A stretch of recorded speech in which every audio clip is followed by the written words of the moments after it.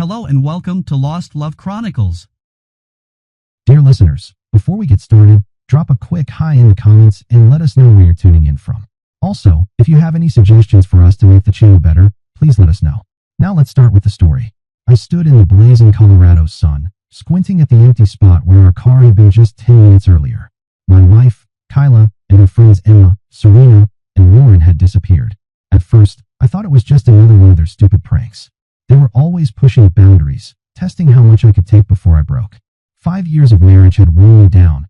I grew used to their games, the way they laughed at me, and how Kyla would join in instead of defending me. But this time felt different. My phone was still plugged into the car charger, my wallet left in the glove box.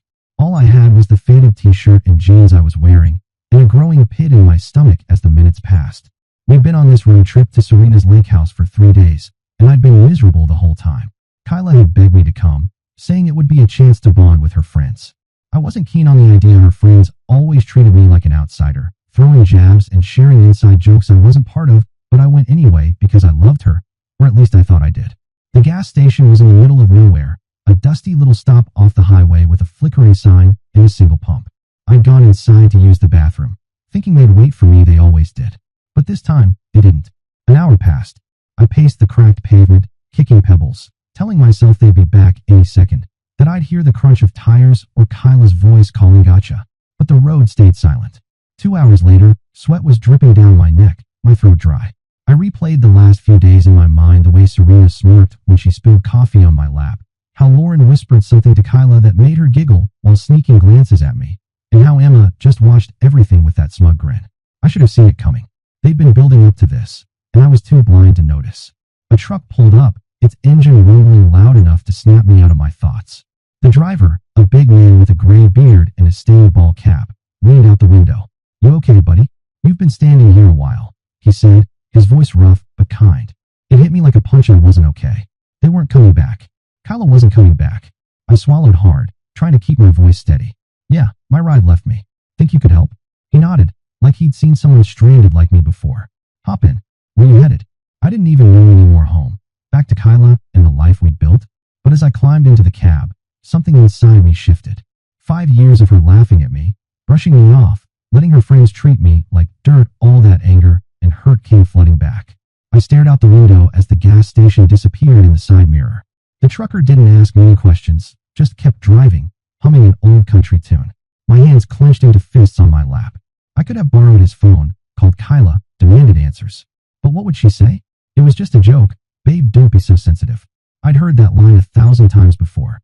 Every time I complained about her friends, Kyla would roll her eyes and say I didn't get their humor. Maybe I didn't. Maybe I never would.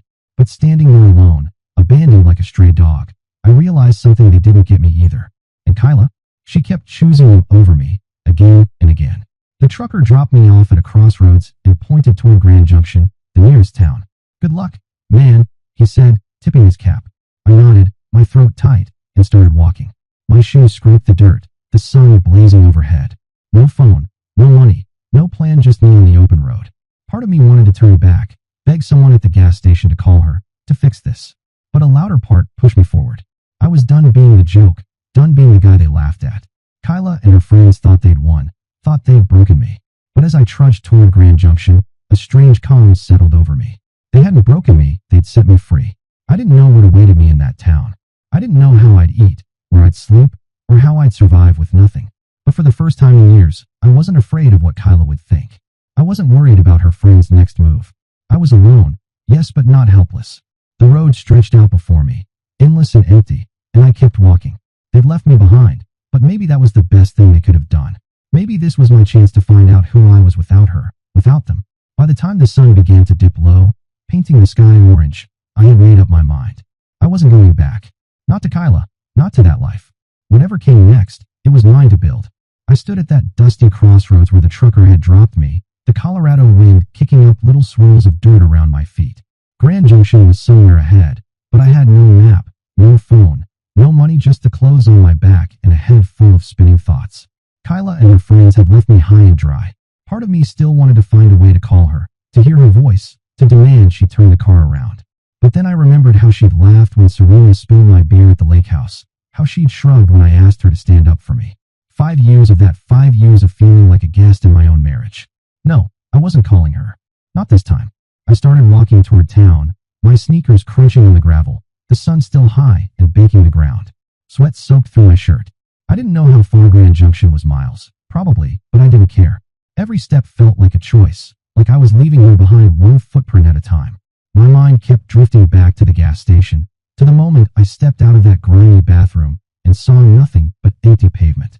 They planned it, hadn't they? Kyla, Serena, Emma, and Lauren, all of them giggling in the car as they peeled away, thinking it'd be hilarious to ditch me. I could almost hear Kyla saying, "He'll figure it out. He always does." Well, I was figuring it out now, just not the way she expected. A pickup truck rolled by, and I stuck out my thumb, hoping for a ride. The driver, a scruffy bearded guy in a faded flannel shirt, slowed down and leaned out the window. "Need a ride?" he asked, eyeing me like he wasn't sure if I was trouble. "Yeah, heading to Grand Junction," I said, trying to keep my voice steady. He nodded. "Hop in. I'm going that way." I climbed into the passenger seat, grateful for the break. The cab smelled like oil and cigarettes, but it beat walking. "What's your story?" he asked as we rolled down the highway. I hesitated, then shrugged. Got left behind by some people I thought I could trust. He grunted, like he'd heard that one before. "That happens more than you'd think out here." He dropped me off on the edge of Grand Junction, near some low buildings and a blinking traffic light. "Take care, man," he said and drove off. I stood there, taking it all in. A small town with a mix of old brick storefronts and newer chain stores. People going about their day like nothing was wrong, but everything was wrong for me. No wallet, no ID, no way to prove who I was. I needed help and fast. I spotted a sign for a homeless shelter a few blocks away, a plain building with a cross painted on the side. My stomach twisted at the thought. Me in a shelter? But what choice did I have? Inside, it was dim and smelled like bleach and stale coffee. A guy behind the counter looked up. His name tag said Reed. He was older, maybe 50, with a shaved head and a no-nonsense stare. "Lost or just broke?" he asked, sizing me up. "Both," I admitted, rubbing the back of my neck. "Got ditched out on the highway. No money, no phone, nothing." Reed didn't blink. "Happens. You got a name?" "Yeah. Milo," I said, figuring it was easier to stick to the truth for now. He handed me a clipboard with a form. "Fill this out. We'll get you a bed for the night. Tomorrow, we figure out the rest." That night, I lay on a cot in a room full of snoring strangers, staring at the ceiling. My mind wouldn't shut off. Kyla's face kept popping up, her voice, her laugh. I wanted to hate her, but part of me still ached for her to show up and say it was all a mistake. But Reed's words stuck with me. "Tomorrow, we figure out the rest." He wasn't messing around. The next morning, he sat me down with a cup of weak coffee and a plan. "You need ID to do anything, job, bank, whatever. That takes time, but we'll start the process. Meanwhile, you need cash." I nodded, feeling useless. "Anywhere hiring?" I asked. Reed smirked. "There's a diner down the street. Owner's a tough old broad named Jocelyn. Tell her I sent you." The diner was a squat little place called Jackie's, with red vinyl booths and a jukebox in the corner. Jocelyn stood behind the counter, a wiry woman in her 60s, tattoos winding up her arms, and a voice rough like gravel. "Reed says you need work," she said without even looking up as she wiped the counter. "Yeah, I do," I replied, shifting nervously. She squinted at me, as if trying to see right through. "The dishwasher quit yesterday. Pays crap. Hours are long. You steal from me, you're dead. Start now." I blinked, caught off guard, but nodded. "Okay, I'm in." She tossed me an apron, and just like that, I was scrubbing plates in the back, my hands soaking in hot water. It wasn't much, but it was something mine.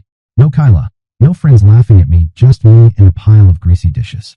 Reed stopped by later that week, helping me with the paperwork for a replacement ID. "You're doing all right, Milo," he said, clapping me on the shoulder. I wasn't so sure, but I kept going. The shelter became my home, Jocelyn's diner my lifeline. I didn't call Kyla or even try. Every night I fell asleep exhausted, but it was a good kind of tired. I was starting over from nothing, and somehow, it felt like maybe, just maybe, I could make it work. I woke up on that cot in the shelter every morning to the same ache in my back, the familiar chorus of snores and coughs from the other guys around me. It had been a couple of weeks since Kyla and her friends had ditched me at that gas station, and I was still adjusting to this new life, scrubbing dishes at Jocelyn's diner, sleeping on a borrowed bed, wearing clothes from a donation bin. My hands were raw from the hot water and soap, but I didn't mind. It kept me busy, kept my mind off her. Reed had been a rock, helping me navigate the slow process of getting a replacement ID. "Takes time," he'd said, handing me a stack of forms, "but you'll get there." I nodded, grateful for his gruff kindness, and kept pushing forward. The diner was my world now. Jocelyn didn't mess around. She barked orders from the counter, her sharp eyes catching every mistake. "Move faster, Milo. We ain't got all day," she'd yell, but there was no real anger behind it. I worked double shifts whenever I could, stacking cash in a small envelope I hid under my cot. My first paycheck wasn't much, but it was enough to buy a cheap prepaid phone from the gas station down the street. Holding the plastic in my hands, still shiny and new, I felt a rush of something like pride. It wasn't fancy, but it was mine, bought with my own money, not Kyla's or anyone else's. I didn't need her anymore. Then the call started. I'd only had the phone a day when it buzzed in my pocket while I was elbow deep in suds. I wiped my hands on my apron and pulled it out. Kyla's number flashed on the screen. My stomach dropped. I let it ring, watching it like it might bite me, until it went to voicemail. A minute later, the notification popped up. I shouldn't have listened, but I did. Her voice came through soft and shaky, like she'd been rehearsing what to say. "Milo, where are you? We waited for you. It was just a joke. We're so worried. Please call me back." I stood there, staring at the sink with the water still running, worry gnawing at me that they'd really left me stranded in the middle of nowhere with nothing. If they'd planned to come back, they would have by now. The phone buzzed again, this time Serena. I played her voicemail, and the tone was completely different, smug, casual. "Come on, man, you have to admit it was funny. Call us back." Funny. I held the phone so tight. That's all I was to them. A joke, something to laugh about over drinks at the lake house. More calls followed, a flood of them. Kyla again, then Lauren, then Serena. Voicemails and texts piled up. "We miss you. Where'd you go? This isn't funny anymore." I scrolled through them all, my chest tightening, my head spinning. Kyla's words echoed in my mind, fake concern, fake tears. None of them cared. That night, I sat on my cot in the shelter. It was quiet except for the creak of springs and the hum of the heater. The phone glowed in my hand, their messages lighting up the screen. I listened to Kyla's voicemail again, then Serena's, then one from Lauren that ended with her giggling. My thumb hovered over the call button. Part of me wanted to dial Kyla, scream at her, demand to know why she'd done this, but what good would it do? She'd just laugh it off or cry and make me feel guilty like always. I'd spent years swallowing their cruelty, smiling through it because I thought that's what a good husband did. Not anymore. I went through the list: Kyla, Serena, Emma, Lauren, and blocked every single one. My fingers shook a little as I hit each block, but once it was done, the phone went silent. No more buzzing, no more lies.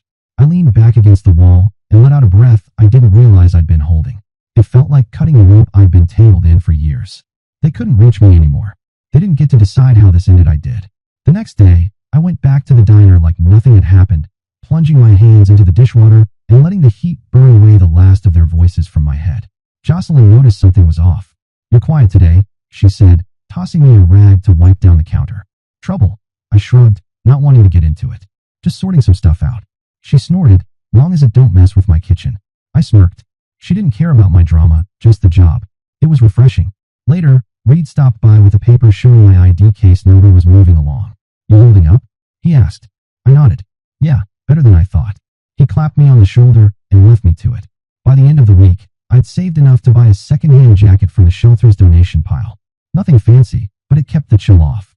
I walked back to my cot at night with the prepaid phone silent in my pocket, feeling lighter. Kyla and her friends were gone, cut out like a bad habit. I didn't need their apologies or excuses. I had work, a bed, a plan, small things, but they were mine. The ache was still there, sure, the sting of betrayal, but it was fading. With every dish I scrubbed, every dollar I tucked away, I was building something new, something they couldn't touch. For the first time in a long time, I fell asleep without dreaming of her. I'd been at the diner for months now, and things were starting to feel steady, not perfect, but steady. The shelter was still my home, but I'd saved enough to move into a tiny studio above a laundromat in Grand Junction. It wasn't much, just a single room with a lumpy mattress, a hot plate, and a bathroom so small I could barely turn around in it, but it was mine. No more crowded shelter beds, no snoring strangers, just a key in my pocket and a door I could lock. Jocelyn had noticed me working hard at the diner and bumped me up to prep cook, which meant more hours and a little extra cash. I'd chop onions and peel potatoes in the back, the rhythm of the knife keeping my hands busy and my mind quiet. It was hard work, but it felt good, like I was earning something real. The nights were still tough. I'd lie on that creaky mattress staring at the water stains on the ceiling, and Kyla would creep back into my mind. I'd see her smile, hear her laugh, not the cruel one she used with her friends, but the soft one she gave me back when things were good, before I became her punching bag. I'd wonder what she was doing, if she missed me, if she even cared. The loneliness hit hard, sometimes a cold weight in my chest that wouldn't go away. But then morning came, and I dragged myself out of bed, pull on my jacket, and head to the diner. No fear of her judgment, no cruel jabs from her friends, just me, free to breathe, free to be. One night, after a long shift, I was messing around with my prepaid phone, bored and restless. I kept it simple, no contacts, no ties to the past, but curiosity got the better of me. I made a fake social media account, just a random name with no picture, and looked her up. Kyla's profile popped up, still public, still full of her perfect little life. There were pictures from the lake house trip, her and Serena posing by the water, Emma grinning with a drink in her hand. Then I saw her post about me. It was a photo from years ago, us smiling at some picnic, and her caption hit me like a slap. Missing my love. I pray he finds his way back to me. I stared at it, my thumb frozen on the screen. Missing me? She hadn't even come back for me. She'd driven off and left me to rot. I scrolled through the comments, Serena saying, "He'll turn up, don't worry," Lauren chiming in with, "Sending you hugs." My stomach twisted. They were all in on it, playing this game like I was the bad guy. I clicked off the phone and tossed it onto the mattress, running my hands through my hair. I almost laughed right there in that dingy apartment, the sound echoing off the bare walls. It was all so fake, classic Kyla twisting the story to make herself the victim, like I'd just wandered off instead of being left behind. I scrolled through the comments again. Serena saying, "He'll turn up, don't worry," and Lauren chiming in with, "Sending you hugs." My stomach churned. They were all playing along, painting me as the villain. I locked the phone and tossed it onto the mattress, running a hand through my hair. I almost laughed right there in that dingy apartment, the sound echoing off the bare walls. The next day at the diner, I was quieter than usual, still chewing on everything I'd seen. Jocelyn noticed, of course she always did. "You look like someone kicked your dog," she said, sliding a plate of fries in front of me during a slow stretch. I shrugged and picked at the food, just thinking too much. She raised an eyebrow, arms folded across her tattooed chest. "That ex of yours?" I froze, surprised she'd nailed it. I'd never given her the full story, just scraps. "Yeah," I admitted. "Saw something online. She's making it look like she's the one who got hurt." Jocelyn snorted, loud and unapologetic. "Sounds like a real piece of work. Good riddance, kid." I nodded, managing a small smile. She was right. Good riddance. Work kept me grounded. I diced vegetables, flipped burgers when the cook needed help, wiped down counters, anything to stay moving. The diner had its regulars, people who'd nod at me or leave a couple bucks on the table. It felt good, like I belonged. My hands were calloused now, arms stronger from hauling crates and scrubbing pans.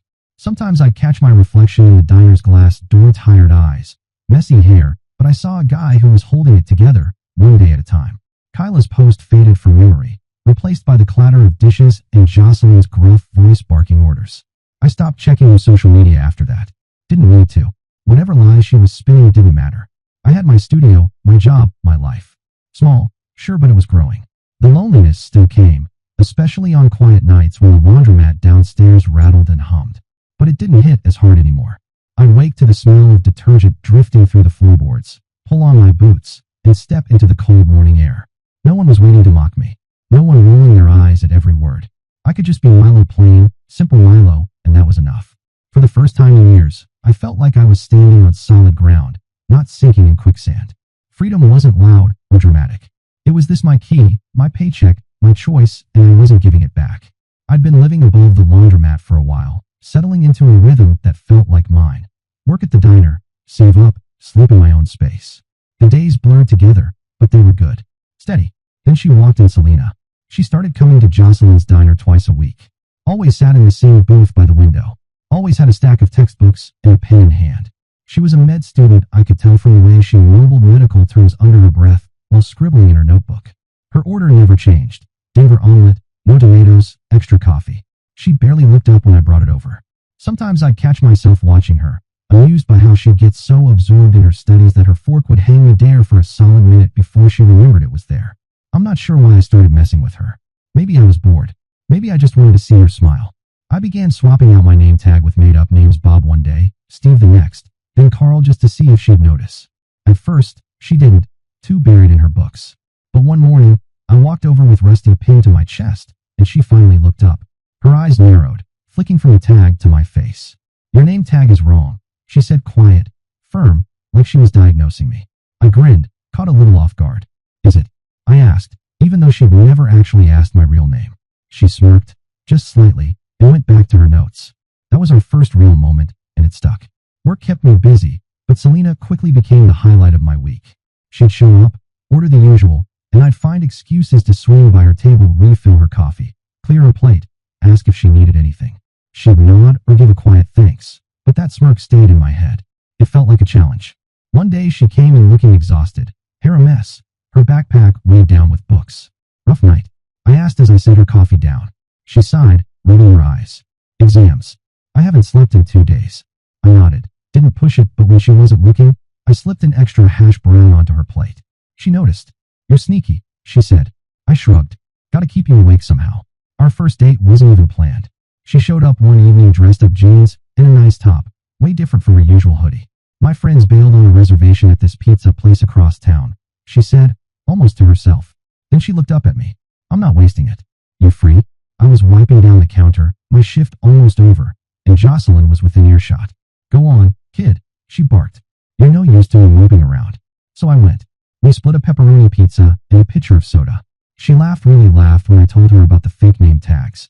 I knew you weren't a Rusty, she said, eyes bright. You're not that old.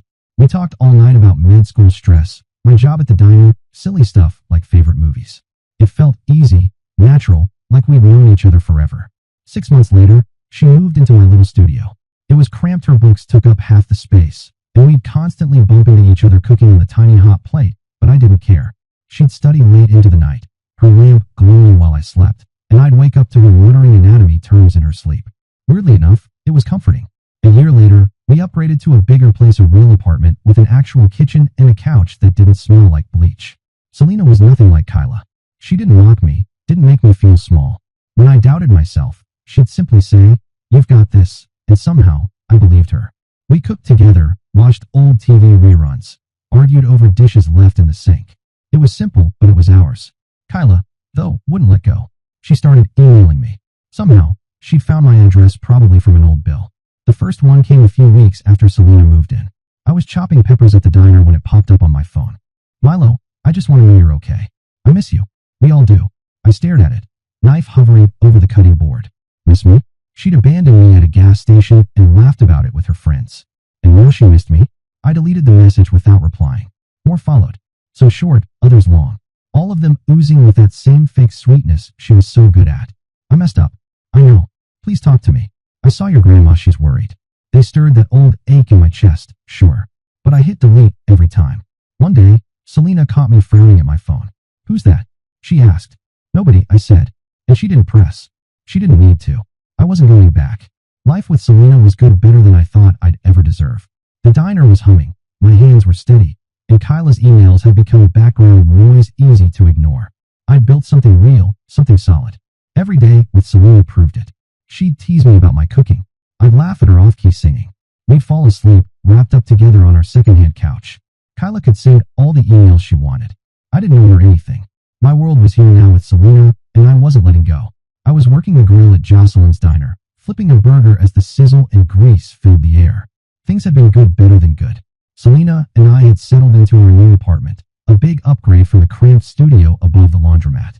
It had a real bedroom, a stove that didn't smoke, and a window that let in honest-to-God sunlight. Life felt solid, like I'd finally climbed out of the pit Kyla and her friends had buried me in. Work was steady too. I'd been at the diner long enough that Jocelyn started trusting me with more than dishes and prep. She barked less now, nodded more when I got things done right. That day, during a slow stretch, she called me over to the counter.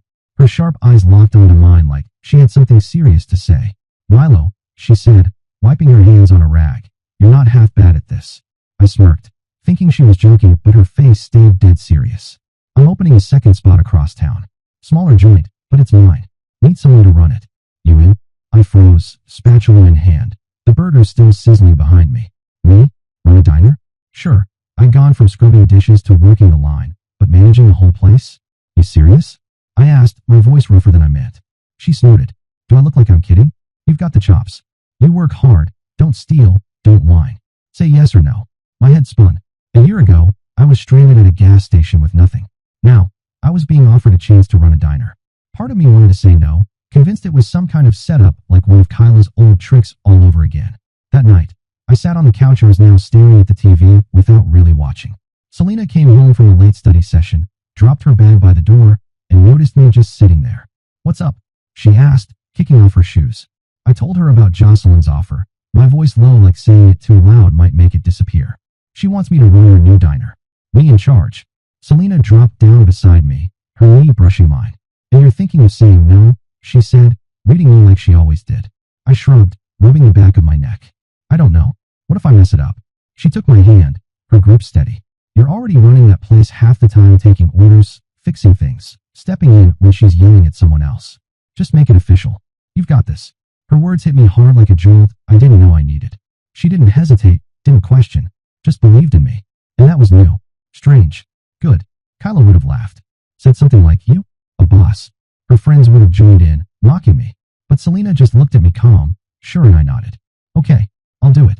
She smiled that quiet smile I loved and leaned her head on my shoulder. Good. Now stop moping. We've got dishes to do. I laughed, feeling lighter, and we did the dishes together, her humming off key while I flipped water at her. The next day, I told Jocelyn yes. She grunted, like she'd been expecting it, and tossed me a set of keys. Don't burn it down, she said, and went back to counting cash. The new diner was small, 10 tables, a counter, a kitchen barely big enough for 2 people, but it was mine to run. I started the following week, setting up schedules, ordering supplies, stepping in to cook when the line backed up. It was chaos at first, missed orders, burnt fries, but I got the hang of it. Selena had been right. I'd already been doing most of it. Now it just had a title. The place started to settle. Regulars trickled in. Jocelyn even stopped by once, gave me a nod. Not bad, kid, she said. And in that moment, I felt taller than I had in years. Then another email from Kyla came in. I was at the new diner, checking inventory on my phone, when it popped up. Milo, your grandmother's been asking about you. Please let us know you're okay. My stomach clenched. Grandma. She'd always been kind, still sent me cards even after the divorce. But Kyla dragging her into this? It was a low blow, a cheap hook to reel me back in.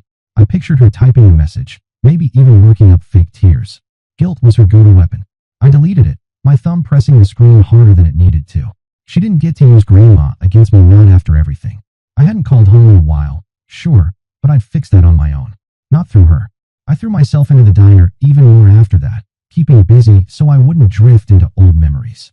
Business was picking up, truckers pulling in, locals chatting like I belonged. And every night, I came home to Selena, hunched over textbooks at our table. Her books were always spread out when I got home, and she'd ask how my day went. Good, I'd say, and I meant it. We'd cook dinner together, nothing fancy, just pasta or burgers, and talk about her classes, my shifts, and sometimes, the future. Kyla's emails kept coming, piling up in my trash folder, unopened. She was a ghost now, a shadow I could choose to ignore. My life wasn't in the past anymore. It was here, the diner, Selena, the keys in my pocket. I'd been abandoned once, left to figure things out alone. And I did. Now, I was building something real, something no one could take from me. Every night, I locked up the diner, drove home to Selena, and felt like a man who'd finally found solid ground. I was flipping eggs in the kitchen of my third diner, the one on the edge of town, when my phone buzzed in my pocket. Morning rush was in full swing. Truckers shouting for coffee, waitresses weaving through tables, dishes clattering in the sink. I almost ignored it. 15 years had passed. I was a different man. Selena and I were married now. 2 kids tearing up the house, and 3 diners keeping me on my feet. Life was full, messy, loud, good. Nothing like the hollow shell I'd been when Kyla left me at that gas station. I wiped my hands on my apron and pulled out my phone. A LinkedIn notification lit up the screen. Someone viewed your profile 27 times today. My stomach dropped a little. I barely used LinkedIn, just a bare bones page with my name, the diners, and a blurry headshot Selena had insisted I upload. But 27 views in one day? I opened it. The grill hissed behind me, and there she was, Kyla. Her name hit like a slap of cold water. Right there, bold on the screen. Connected to some company I didn't recognize and didn't care about. 27 views. She'd been digging through my life again and again. I set the phone down, gripping the counter to steady myself. 15 years. And somehow, she was back. Not in person, but in that quiet, sneaky way she always had. Creeping in from the edges like a shadow I thought I'd outrun. I flipped the eggs, barely seeing them, my thoughts racing. Why now? What did she want? I'd blocked her years ago. Ignored the emails, the guilt trips. Built a life she couldn't touch. But there she was, hovering. Watching. The kitchen smelled like bacon and syrup. The clatter of plates and shouts of the morning rush helped ground me. I finished plating the eggs, handed them off, and turned back to the grill, trying to refocus. Coffee needed topping up. Hash browns were starting to burn. But her name wouldn't leave my head. I imagined her, sitting somewhere, staring at my profile, seeing the diners. Maybe even the old job at Jocelyn's that I still had listed. Did she know about Selena? About the kids? I hadn't posted much, just enough to make the page look legit. But 27 views meant she was looking hard. I wiped my forehead, sweat mixing with the kitchen heat, and picked up the phone again.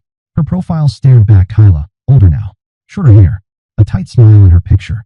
Consultant, it said. I didn't read the rest. Didn't want to. I stepped into the back, just a small storeroom lined with flour bags and canned goods, and leaned against the wall. My heart was pounding like I'd sprinted a mile. 15 years. A wife. 2 kids. A business I built from nothing. And she could still shake me. I hated that. I'd buried her. Or thought I had. The gas station. The laughter. The way she made me feel like nothing. Now she was back, not with words, just watching. Was it jealousy? Regret? Desperation? I didn't know. I ran a hand through my hair, pacing the tight storeroom. A part of me wanted to message her, "What's your deal?" But I stopped. That's exactly what she'd want me, reaching out, giving her a crack to slide through. So I went back to the grill and threw myself into the chaos. Cooking, plating, wiping down tables when the servers got slammed. The regulars nodded like always. One guy asked for extra ketchup, and I kept moving, keeping my hands busy. But she was still there. In the back of my mind, those 27 profile views gnawing at me like an itch I couldn't scratch. That night at home, I didn't tell Selena. She was folding laundry on the couch, the kids shouting upstairs over some game. "Busy day?" she asked, glancing up. "Yeah," I said, forcing a smile and kissing her forehead. "Same old." She didn't press, just handed me a pile of socks to sort, and I sat beside her, folding like everything was fine. The house smelled like her chicken and rice comfort food, and the kids tumbled down asking for dessert. I laughed, told them no. For a second, it all felt normal. But Chloe was still there. A ghost I couldn't shake. I didn't check LinkedIn again. I didn't need to. 27 views was enough. That night, Selena and I washed dishes together, her hip bumping mine like always. I tried to focus on the life we built. 2 kids squabbling over the last cookie. A wife who believed in me. 3 diners I'd clawed into existence. Chloe couldn't touch that. Not really. Still, I went to bed with her name echoing in my head, staring at the ceiling while Selena breathed softly beside me. The next morning, I was at the first diner, pouring coffee when my phone buzzed again.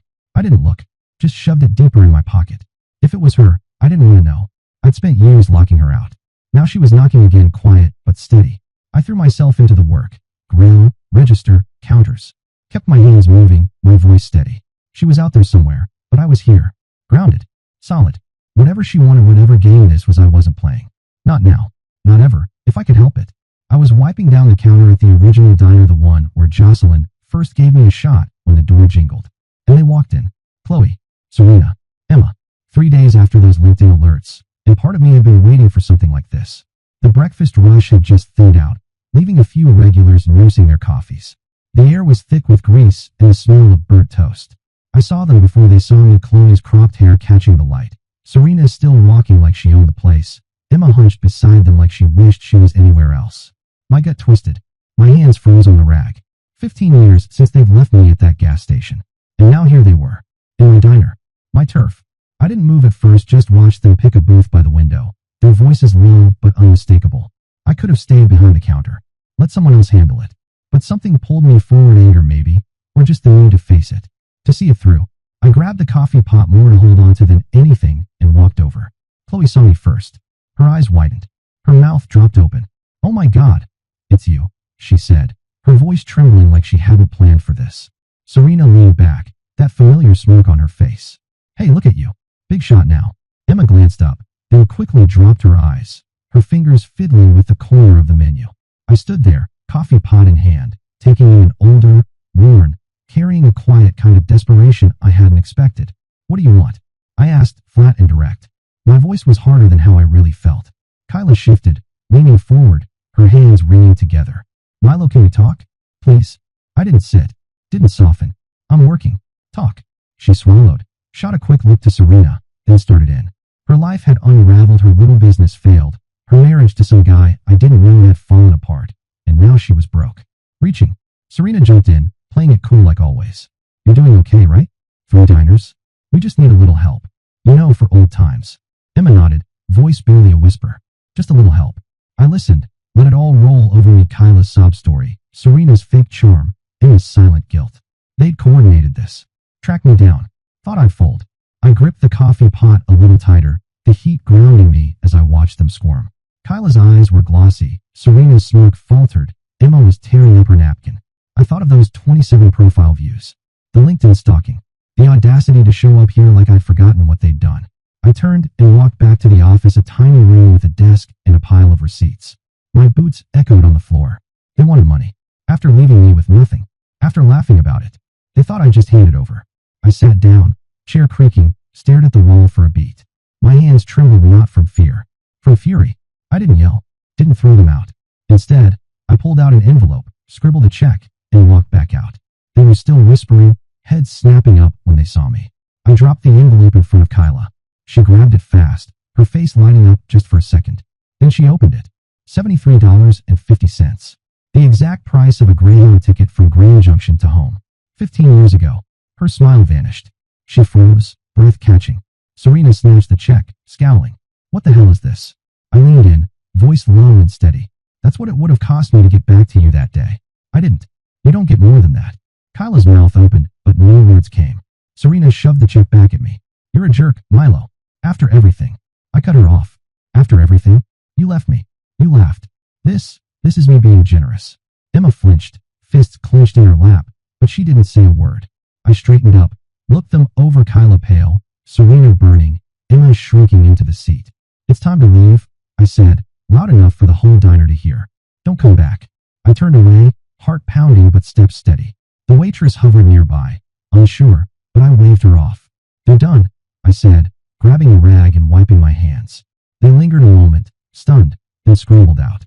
Kyla shoved the envelope deep in her purse. Serena muttered something under her breath. Emma trailed behind. The door jingled shut, and the diner returned to its rhythm, coffee pouring, forks clinking, like they'd never been there at all. I poured myself a cup, my hands steady now. They came here begging, thinking I'd bend, and I shut them down. It wasn't loud or dramatic, just cold, final. I took a sip of coffee, the bitterness sharp on my tongue, and glanced around at the regulars chatting like nothing had happened. Kyla's tears, Serena's rage, they didn't matter. I'd given them exactly what they gave me years ago, just enough to walk away. Leaning against the diner's front window, the glass cool against my arm, I watched them in the parking lot. They'd just stormed out after I handed Kyla that check, $73.50, bus fare from Grand Junction. Nothing more. Now they were at it, arguing. Serena was the loud one, waving her arms around, her face twisted in fury. She looked like she wanted to punch something. Kyla just stood there, the envelope crumpled in her fist, staring at the gravel, shoulders slumped. Emma lingered on the edge, arms crossed tight, looking ready to bolt or break down. Maybe both. I couldn't hear them through the glass, but I didn't need to. I knew the tone, the blame, the unraveling. They came in expecting me to fold. Instead, I shut them down. Now they were falling apart, and I felt nothing. The sun was low, casting a warm orange over the lot, their shadows long and stretched across the gravel. Serena jabbed a finger at Kyla, no doubt blaming her for dragging them here, for screwing everything up. Kyla shook her head, slow, tired. Then she shoved the check into her purse like it was worthless. Emma looked toward the diner, her eyes finding mine for half a second before flicking away. I didn't move, didn't blink. They could fight out there all day, it didn't matter. I closed the book on 15 years of their crap. That was enough. I turned back to the counter, picked up my mug. Cold now. Bitter. Didn't matter. The diner was quiet again, just a couple of regulars finishing their pie. The jukebox murmured some forgotten tune. I wiped down the counter, slow and methodical, letting the rag soak up the grease and noise of the day. The waitresses moved around, clearing plates, giving me sideways glances. They'd seen it, those three walking in, me walking out with that envelope, but no one asked. You good, Milo? One of them said, stacking dishes. Yeah, I said, short and clipped, and kept wiping. I didn't want to talk about it. Didn't need to explain. Kyla and her crew were gone. I was done. Driving home, the truck rumbled beneath me, headlights slicing through the dark. My hands gripped the wheel, my mind replaying at Kyla's face when she saw the check, Serena's scowl, and the silence. It should have felt great, and mostly it did. But there was this itch, a faint tug I couldn't shake. They looked desperate. Broken. Kyla especially, with her story about everything falling apart. 15 years ago, I might have cared. Might have chased after them. Tried to help. Not now. Now I just watched them walk away. My house came into view. Lights on. Selena's car in the driveway. I exhaled. This was real. This was mine. My family. My life. Not them. I walked in, kicked off my boots at the door. The smell of leftover lasagna filled the air. Selena sat at the kitchen table, papers spread out, pen in hand grading again, probably. The kids were upstairs, their voices muffled. Probably in bed. Maybe not asleep. She looked up, glasses low on her nose. "Hey," she said softly, tilting her head. "You okay?" I nodded, pulled out a chair, and sat across from her, my hands flat on the table. "They came by," I said, keeping it simple. Her eyebrows lifted, but she didn't interrupt. She waited. "Kyla, Serena, Emma asked for money," I continued. "I gave them bus fare and told them to go." She set her pen down and leaned back, eyes steady on mine. "Bus fare?" she asked, a small smile tugging at the corner of her mouth. I told her $73.50, the exact cost of a ticket from Grand Junction all those years ago. How Kyla's face crumpled, how Serena snapped, how I turned and walked away. Selena listened, her hand resting calmly on the table. When I finished, she reached over, her fingers brushing against mine. "They can't take anything from you that you don't give them," she said, her voice soft but steady. I looked at her, the weight of those words landing deep. I nodded. "Yeah," I said, my throat tight. She gave my hand a gentle squeeze, then turned back to her papers, leaving me there with the heaviness lifting just a bit. She didn't need to say more. She understood me, and that was enough. Later, we ate leftovers, just the two of us. The kids were finally quiet upstairs. I picked at the lasagna, my mind still half in the parking lot, Serena shouting, Kyla staring, Emma folding in on herself. But it didn't matter what they'd said out there, who they tried to blame. They came looking for a handout. I gave them a mirror. Selena didn't ask anything else. She talked about the kids, our son's math test, our daughter's new obsession with drawing cats. I smiled, nodded, let her pull me back into the moment. After dinner, we cleaned up. Her hip bumped mine by the sink, and I felt grounded again. That night, lying in bed beside her, her breathing slow and even, I stared at the ceiling. The house creaked softly, the kids shifting in their rooms. I replayed at those three in my diner, then out in the lot, falling apart. They couldn't touch this. My family, my diners, me. I'd shut the door, locked it, and they were on the outside where they belonged. The itch was still there, faint, but fading. Selena was right. They got nothing I didn't give, and I gave them an ending. I closed my eyes. The day slipped away. I slept hard, done with their ghosts. Now I stood in our kitchen, stirring a pot of chili on the stove. The scent of spices filled the air. It had been weeks since Kyla, Serena, and Emma walked into my diner. Since I handed them that $73.50 check and watched them fall apart in the parking lot. Not a call, not an email, not even a ping on LinkedIn. They were gone. For real this time. And I felt it. A quiet that settled deep, like a storm finally passing. Life rolled on. Selena grading papers at the table, the kids chasing each other around the backyard, the diners humming with regulars. It was mine. All of it. And they couldn't touch it. I'd stopped looking over my shoulder. Stopped waiting for the next knock. The chili bubbled, steam curling upward. I gave it a taste, needed more salt. Maybe a kick of pepper.